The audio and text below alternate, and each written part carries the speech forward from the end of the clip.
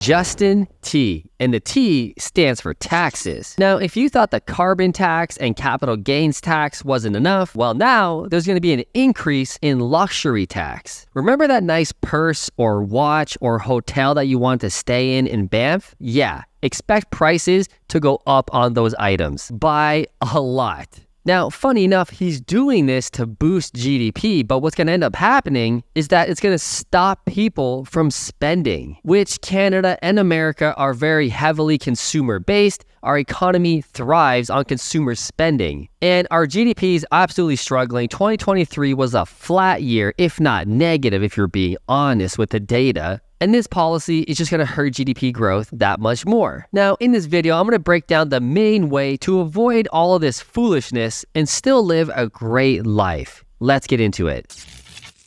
Now, there's already a luxury tax when you buy an expensive car over $100,000, and it kind of first came out on Teslas specifically, which is weird because Teslas help the environment, it's a great car, yet you're being penalized for owning a great car anyway. Now, this luxury tax is going to be put on a lot of other items and services. Now, the whole mantra of the Liberal Party and the liberal belief today is all about eat the rich. Penalize the rich, tax them, take the money, give it to everybody else, which is really weird because liberalism, when it first started, was just about equality and fairness, to still reward those who work hard as long as the playing field is somewhat fair. For example, free speech was a liberal policy, it was a liberal idea. And now the Liberal Party wants to smash free speech, but that is another topic for another video. As more and more and more left the Liberal Party goes, it's ruining this country, it's ruining the Liberal Party, which is why they're absolutely tanking in the polls. If an election were held tomorrow, Pierre Poilievre would have one of the biggest majority governments ever in Canadian history. So you think Trudeau would check in with reality, check in with his marketing team, because he must have a marketing team,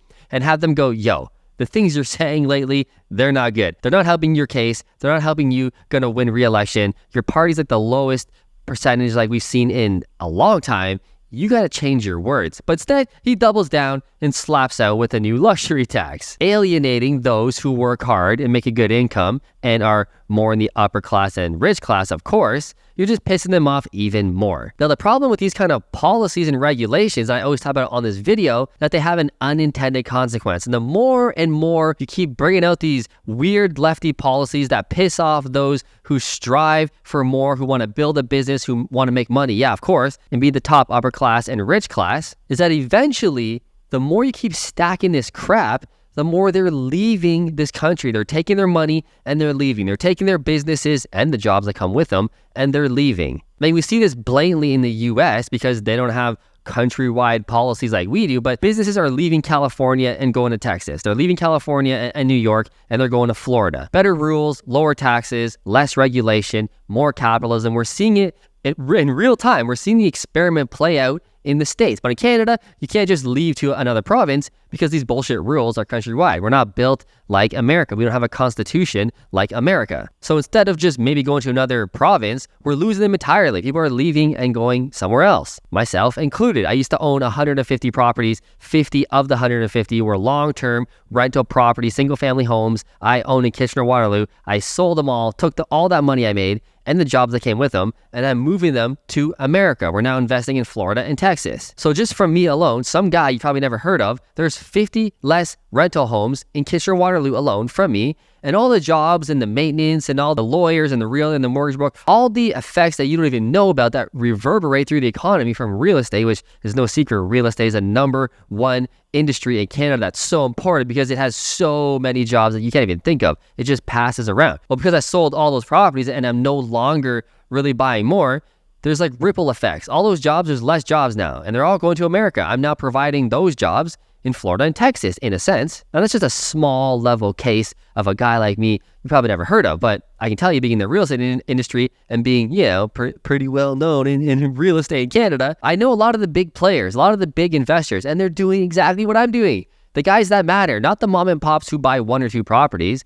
Guys like me who own dozens of properties, who were planning on owning hundreds of properties, big boys, we're all leaving and going to the US. So again, all these policies that alienate the rich people, which I get why they're doing it on a service level. They should pay more tax. They're making more money. I'm not making anything. They should help pay for me, pay for my healthcare. On a low dummy head level who doesn't understand economics 101, but there's an unintended consequence to everything. And that is when you alienate and piss off rich people, they take their jobs and they move. They're not affected. They're annoyed because they got to move and pick up and that's annoying.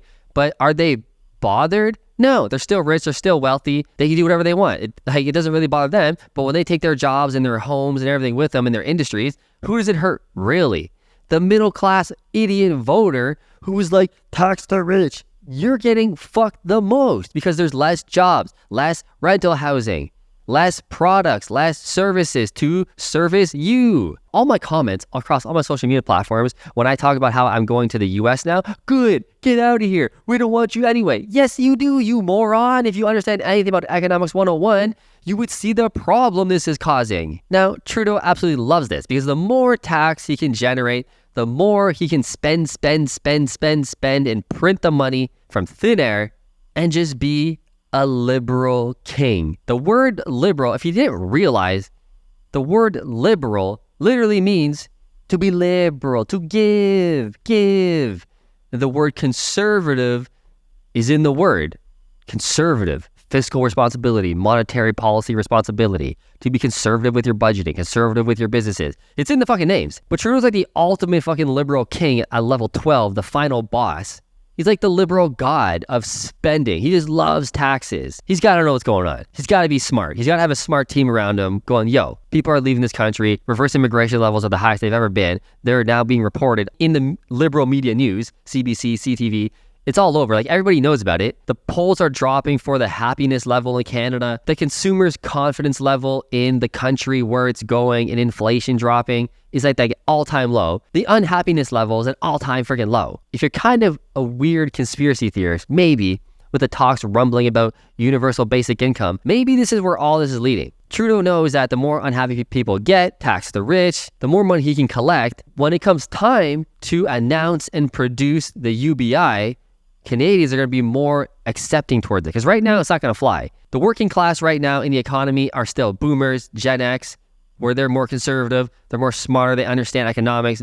Millennials, we're kind of in the middle. Gen Z's, they're just happy running around and they're going to love UBI when and if it comes around. But it seems like he's just waiting for the right time, the right unhappiness level, when everybody's beating down the recession to kick the shit out of us.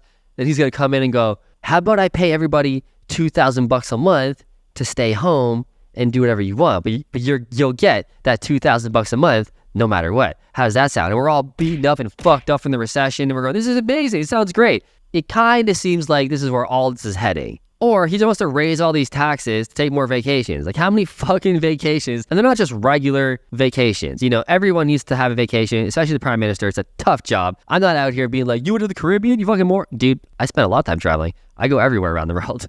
So I get why a high-level player wants to go on vacation, but it's like the extravagant level of his vacations are fucked up.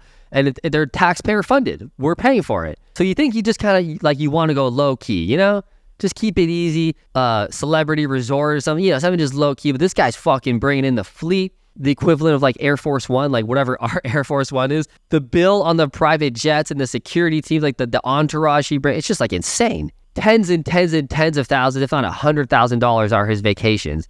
It's insane. And it's taxpayer paid. Come on, man. Now, one of the things that America really has going forward that we don't have really is that American dream. The dream of a better life. Come to this country, immigrate to this country, bring your skills, come live here, work hard, build a business, pull yourself up by your bootstraps, and anybody from any race, any gender, any sexuality, anybody can make it here in America if you work hard enough. That's the message anyway. Whether you believe it's possible or not, that's a different video, different conversation, but that's the message that they have been sending for decades.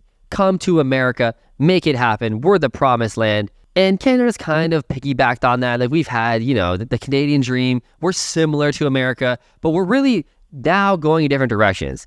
I mean, Canada's just really becoming a super glorified Europe, like socialism, communism to the extreme. It's hard to make ends meet. Food is insane. Housing prices are the most insane on the entire planet. Like, I'm not making that up. Real estate per capita with income verified, all that factored in. Canada real estate is the most expensive real estate on the entire planet. The Canadian dream is absolutely dying. So with the American dream still pumping, still alive, we're losing talent. We're losing Canadians to America. I'm telling you, you don't have any idea how many Canadians are moving to America. Like in my comments on Instagram, it's actually mind-blowing because I talk about investing in the US. That's my main focus now with our partners. The comments are insane. And these aren't like either like only powerful CEOs or business owners or the people like me who have wealth and are now going and bringing our business down to the US. These are just like people who are like, yeah, fuck it. I used to live in Alberta. Now I live in Phoenix. I used to live in here. Now I live in California. Now I live in Florida. Like, it's crazy. The comments are just insane of just regular people who said, fuck this. And whatever industry they were in, I'm assuming they just got a job transfer to America in their same industry. And now they live in America, got their visa, bing, bada, boom. And this is the problem. Like I said, this is the problem. It's an unintended consequence of all these liberal policies, all the doers, all the motivators, all the ones who want to pick themselves up by their bootstraps. We're losing them. They're all going to America. So what's going to be left in Canada? Low-life morons, no drive. Who's going to fix the roads? Who's going to fix the infrastructure? Who's going to fix your AC when it's 30 degrees out? Like, we're losing all these skilled trades. We're losing all these, to be honest, more masculine type jobs, the dirty jobs, the hard jobs. Nobody wants to work hard anymore, so especially Canadians. Who's going to do the hard shit in the next 10, 20, especially 30 years? I'm honestly slightly terrified, slightly excited. Because the opportunity, if you're a Gen Z watching this and you're 21, 22, 24, and you don't know what you want to do with your life, and you have no idea, if you're in the trades, if you want to do the hard shit, you're going to make crazy high money. If you're cleaning the sewers, if you're picking up the garbage, those jobs soon are going to be paid like 150 grand, 200 grand because nobody's going to want to do them. But anyway, that's another video. But we're losing the doers. It's bad. It's a bad look, dude. Canada is supposed to be a capitalistic country. Entrepreneur is supposed to be alive and well. So honestly, I've kind of given up. This is why I did what I did. I built my business. I see where the trend is going. I see the opportunities now in the US for real estate investing, which is the whole, purpose of my channel here is about real estate investing, growing your wealth. And that's why I'm leaving it. I took all my money out. We're all going down to Florida and Texas. We're growing our real estate business down there. If you want to learn more about that and how to grow a real estate business, how to grow your wealth, this is the channel, man. Hit that subscribe button, hit the like button. I will see you in the next video.